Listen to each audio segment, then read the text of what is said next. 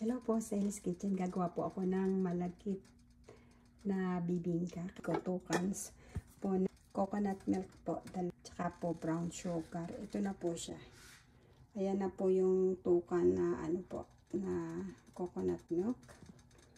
Wala po akong stand ngayon. Nasira po yung stand ng aking video. Kaya po paputol-putol na lang po. Lalagyan ko po siya ng 1/4 na dark brown sugar.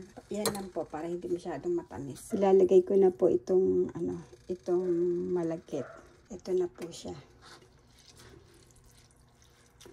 Lulutuin po natin yung malagkit sa coconut tsaka po sa konting sugar. Ito na po siya. Hahaluin lang po ganyan. Nahalo ko lang po. Ito po yung toppings. Gagamit po ako ng 1/2 cup na condensed milk.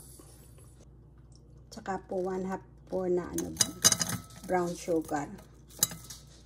At tsaka po ito. Coconut milk din po. Yan. Lalagyan lang po natin ng 1 teaspoon na vanilla. Ito po siya. 1 teaspoon po na vanilla. Ito na po siya. Medyo hindi pa po siya lutong-luto kasi i-oven po naman natin. 6. Yan lang po.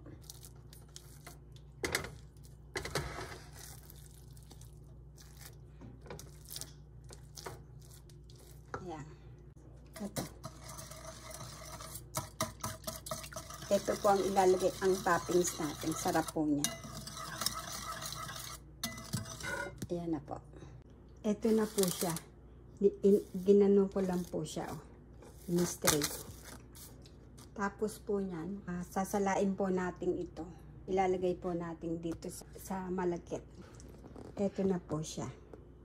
Nasala ko na po. Ayan po siya. Oven po natin. Ayan na po siya. Ayan po siya kumukulo.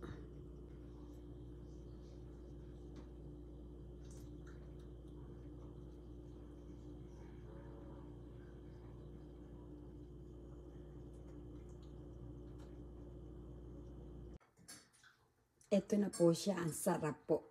Yummy.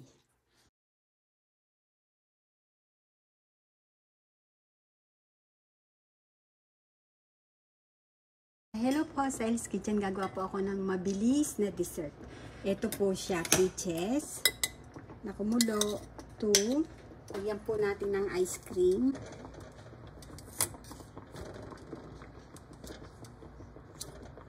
Yan. Tapos lalagyan po natin ng raspberry. Ganyan lang po. Yan. Wow, sarap.